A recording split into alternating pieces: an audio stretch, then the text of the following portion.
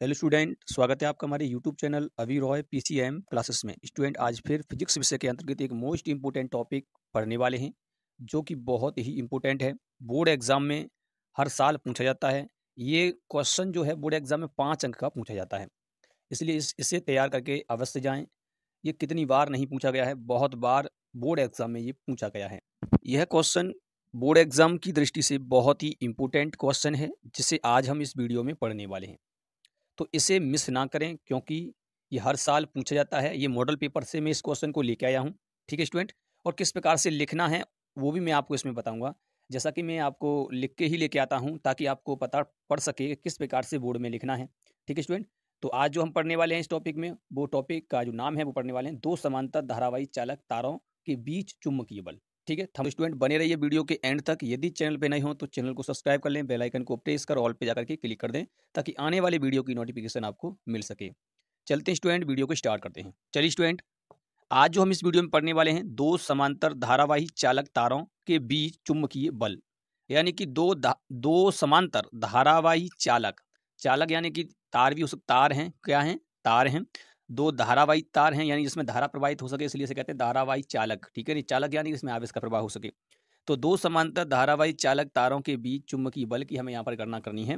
जैसा कि हम जान चुके हैं, पीछे हमने पढ़ लिया है कि धारावाही चालक पर लगने वाला बल, वो फॉर्मूला मैंने आपको डेरिवेशन में करवा दिया है, डेरिवेशन इसका करवा दिया है। आप जाकर के उस वीडियो को देख लें ताकि आपको ये क्लियर हो जाए। वीडियो में तो केवल हम यही पढ़ेंगे कि दो धारावाही चालक एक दूसरे के चुंबकीय क्षेत्र में रखे होते हैं तो उन पर कितना बल लगता है और किस प्रकार से बिहेव करते हैं एक दूसरे पर। ठीक है नहीं, तो चलिए सबसे पहले हम इसको एक चित्र से क्लियर करते हैं, उसके बाद इसकी थ्योरी जो मैंने यहाँ पे लिखा है वही थ्योरी लिखनी है। तो चलते हैं। चलिए स्टूडेंट, आप देख सकते हैं कि यहाँ पर मैंने दो चालक लिए हैं, ये तार हैं दो। इन दो तारों को मैंने लिया है, इनमें धारा जो है आई प्रवाहित हो रही है। स्टूडेंट, ये तार जो हैं दोनों तार जो हैं समांतर हैं, एक दूसरे कैसे हैं, समांतर हैं, एक ही लंबाई के हैं। ठीक है, इनके बीच की दूरी कितनी है, यहाँ से जो रखे हैं एक दूसरे के क्षेत्र में, तो आर दूरी पर रखे गए हैं। ये वाला तार और ये वाला तार, इनके बीच की दूरी आर है। जो मैंने यहाँ पे तार लिया है, पहला तार लिया है पी क्यू, दूसरा तार है आर एस। ये दो तार मैंने यहाँ पर लिए हैं।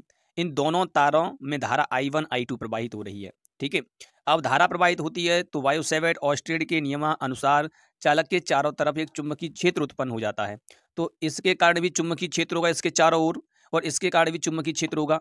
तो स्टूडेंट, ये एक दूसरे के चुंबकीय क्षेत्र में रखे गए हैं, क्योंकि ये इतनी दूरी पर रखे गए जितनी दूरी पर हम चुंबकीय क्षेत्र निकालते हैं। तो जो चालक पी क्यू है, इसमें जो चुंबकीय क्षेत्र उत्पन्न हो रहा है, इसके चुंबकीय क्षेत्र में ये वाला चालक रखा गया है, जो कि मैंने यहाँ पर V1 क्षेत्र लिया है, V1। और यहाँ क्रॉस क्यों लिया है, क्योंकि इसकी डायरेक्शन अंदर की ओर है। यहाँ से चुंबकीय क्षेत्र इस प्रकार से निकलेगा, इस प्रकार से ऐसे। ठीक है नहीं, तो इसलिए ये अंदर की तरफ जा रहा है, तो यहाँ पर क्रॉस लिया है।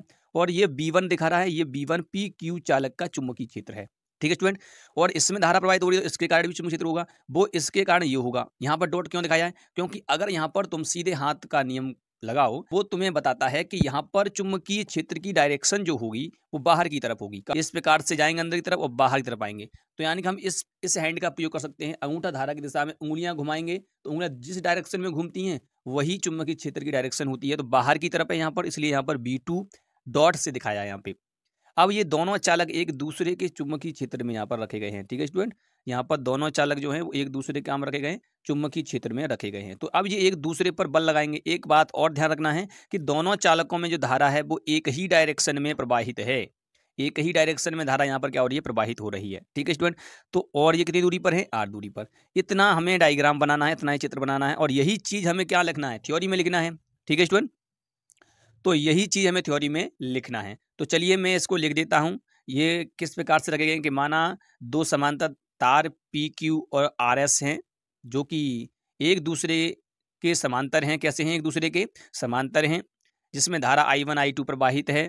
ठीक है नहीं, और हम ये भी लिख सकते हैं कि एक दूसरे के चुंबकीय क्षेत्र में भी रखे गए हैं। ठीक है, तो चलिए मैंने यहाँ पे थ्योरी वैसे लिख लिया है, उस थ्योरी को मैं आपको दिखा देता हूँ। चलिए स्टूडेंट, माना दो समांतर तार पी क्यू तथा आर एस हैं जो एक दूसरे के समांतर हैं। कैसे हैं, एक दूसरे के समांतर, जिसमें धारा I1 व I2 प्रवाहित है, जिस कारण से धारावाही समांतर चालक एक दूसरे के चुंबकीय क्षेत्र V1 व V2 में रखे हैं। तब चालक पर लगने वाले बल की गणना करने पर कितना बल इन पर कार्य करेगा एक दूसरे पर, वही यहाँ पे हम करेंगे। और फिर इसकी प्रकृति भी देखेंगे किस प्रकार की होगी, आकर्षण करेंगे या प्रतिकर्षण करेंगे। तो चलिए अब मैं इसका थोड़ा सा कैलकुलेशन करता हूँ और इसको ध्यान से देखना है कि किस प्रकार से कैलकुलेशन किया जा रहा है, ठीक है, ताकि आपको समझ में आ सके। और स्टूडेंट ये मैं आपको बता दूँ, ये पिछली वाली जो वीडियो है इससे पहले धारावाही चालक पर लगने वाला बल, तो उसको अगर नहीं देखा तो एक बार उसको देख लें ताकि आपको ये क्लियर हो जाए, क्योंकि यहाँ पे मैं उसी फॉर्मूले का प्रयोग करूँगा यहाँ पे, ठीक है। तो चलिए इतना तो हम जानते ही हैं कि धारावाही चालक पे जो बल लगता है वो लगता है F बराबर IBL sin थीटा, इतना हमें लिखना है पहले, ठीक है नहीं। फिर वायो सेवर्ट का नियम भी जानते हैं कि एक धारावाही तार जो होता है उसके कारण कितना चुंबकीय क्षेत्र होता है, उस अनुप्रयोग का प्रयोग करके ही हम इसको हल करेंगे, ठीक है। तो चलते हैं। वी नो डैट यानी कि हम जानते हैं धारावाही चालक पर चुंबकीय क्षेत्र द्वारा लगने वाला बल, एक ये तार है इस पर कितना बल लगता है, चुंबकीय क्षेत्र लगाता है, क्योंकि देखो ये वाला तार इसके चुंबकीय क्षेत्र में रखा है, तो इसका चुंबकीय क्षेत्र इसमें कितना बल लगाएगा वो हमने फॉर्मूला पढ़ लिया है, वो कितना होता है F बराबर IBL sin थीटा होता है, ठीक है। तो यहाँ पर जो बल लग रहा है वो कितना है F बराबर IBL sin थीटा, एक धारावाही चालक पर लगने वाला बल होता है ये, ठीक है स्टूडेंट। अब हम जानते हैं कि वायो सेवर्ट के नियम से, वायो सेवर्ट का नियम जो होता है वो धारावाही चालक के कारण उत्पन्न चुंबकीय क्षेत्र कितना होगा, वो होता है V बराबर म्यू नॉट I बटे 2 पाई R। इसका डेरिवेशन मैंने करवा दिया है, परिमित धारावाही चालक के कारण उत्पन्न चुंबकीय क्षेत्र, ठीक है नहीं, एक तार होता है उसके कारण। तो चलिए वही यहाँ पे लिखना है।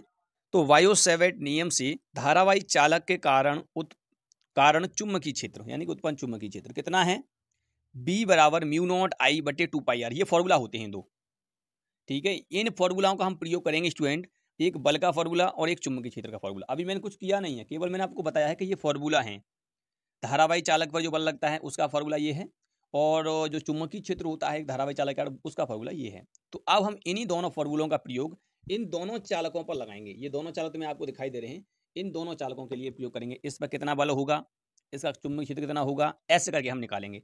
पहले हम चालक 1 का निकालेंगे, फिर चालक 2 का निकालेंगे, ठीक है स्टूडेंट। तो चलिए स्टूडेंट, चालक PQ के कारण चुंबकीय क्षेत्र, कितना चुंबकीय क्षेत्र होगा, तो फॉर्मूला हमने पढ़ ही लिया था, आपको नजर में होगा। वो फॉर्मूला था B बराबर म्यू नॉट I बटे 2 पाई R। तो केवल यहाँ पर जो हम चालक 1 की बात कर रहे हैं PQ की, तो इसके कारण चुंबकीय क्षेत्र की गणना कर रहे हैं, तो इसमें धारा कितनी है, I1 धारा, पहले चालक में कितनी धारा प्रवाहित है, I1 धारा, तो वही यहाँ पर लगाएंगे। तो B1 चुंबकीय क्षेत्र हो जाएगा बराबर म्यू नॉट I1 हो जाएगा बटे में 2 पाई R हो जाएगा, ये फॉर्मूला बनेगा, ठीक है। अब इस चालक के कारण दूसरे चालक पर कितना बल लगेगा, कितना बल लगेगा किसी के चुंबकीय क्षेत्र, धारावाही चालक पर जो बल लगता है उसका फॉर्मूला भी हमने पढ़ लिया है, तो वही। अब ये चुंबकीय क्षेत्र निकल के आया है, V1 चुंबकीय क्षेत्र के कारण चालक RS पर बल, क्योंकि इसके चुंबकीय क्षेत्र में ही दूसरा चालक रखा गया है RS, उस पर कितना बल लगेगा। तो फॉर्मूला हमने पढ़ लिया। यहाँ पर मैंने 1 2 क्यों लिया है, क्योंकि पहला चालक दूसरे पे बल लगा रहा है, इसलिए मैंने यहाँ पर लिखा है पहले के कारण दूसरे पे बल।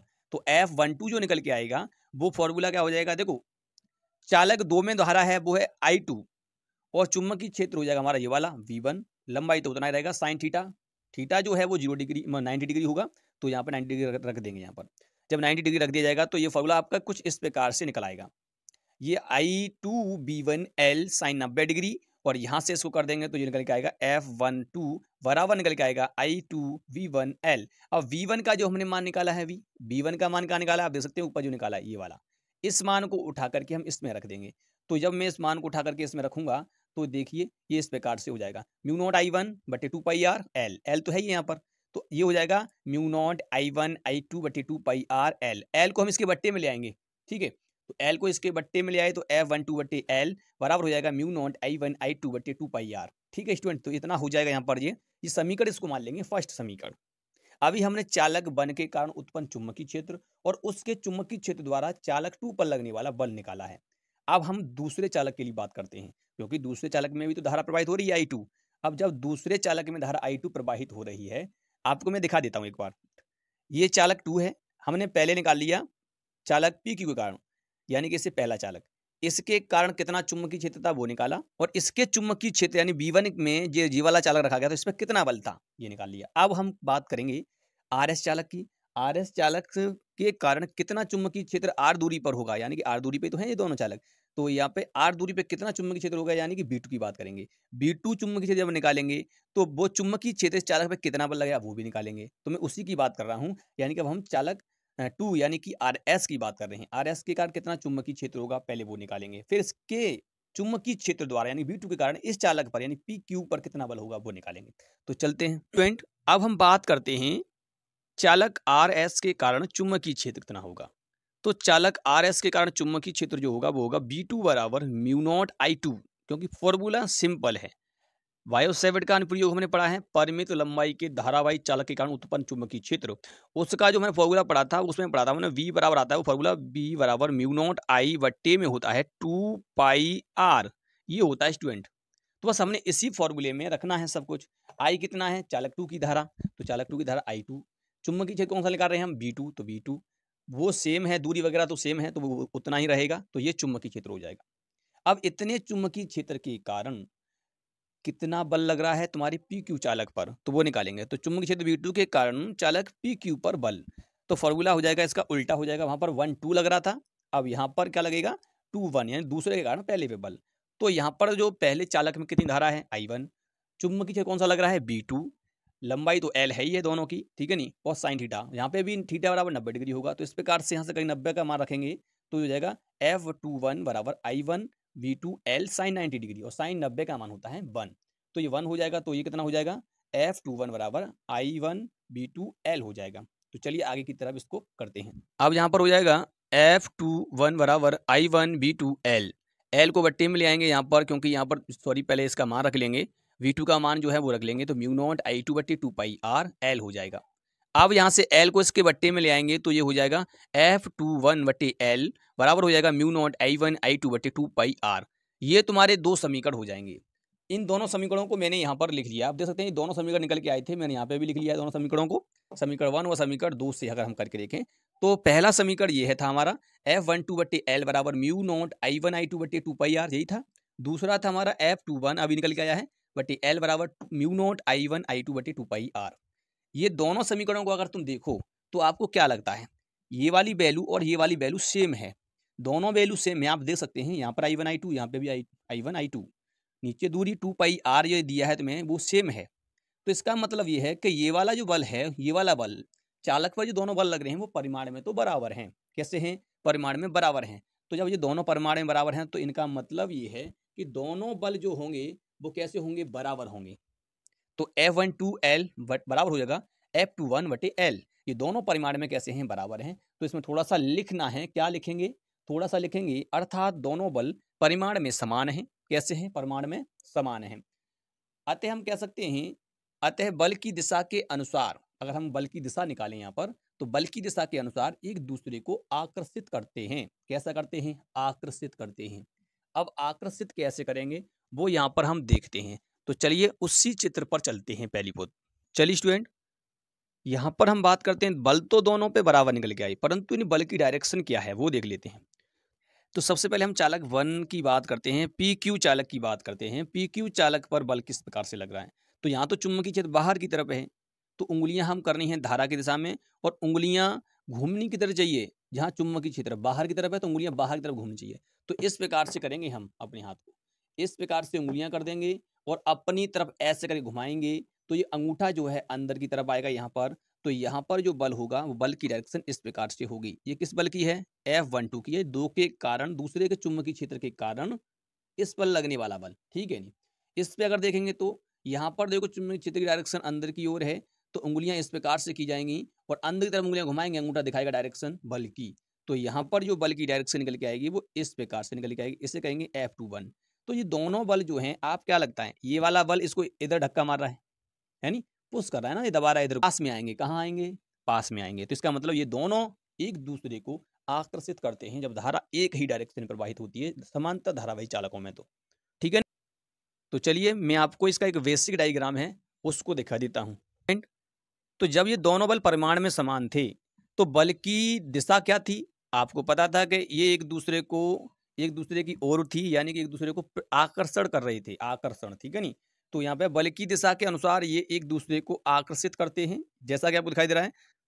ये सर्किट है, यहाँ पर धारा ऐसे जा रही है, तो धारा की दिशा इसमें भी ऐसे होगी, इसमें भी ऐसे होगी, इसमें भी ऐसे होगी, डायरेक्शन सेम है। तो इस पे बल ऐसे लगेगा, इस पे बल ऐसे लगेगा, तो ये दोनों एक तार जो है आपस में हो जाएंगे। तो यानी कि ये थोड़े से झुक जाएंगे, ज़्यादा नहीं झुकेंगे पर हल्के से झुक जाते हैं एक दूसरे की तरफ। तो ये इसका होता है। स्टूडेंट, यदि विपरीत डायरेक्शन में धारा प्रवाहित हो रही है तो क्या होगा, डेरिवेशन तो सेम ऐसे ही होगा, बस थोड़ा सा डायरेक्शन में चेंजिंग हो जाएगी। चलिए मैं उसको भी, इसका जो बेसिक डायग्राम है उससे भी दिखा देता हूँ। चलिए स्टूडेंट, यदि धारावाही समांतर चालक में धारा विपरीत हो तब इनके ऊपर लगने वाले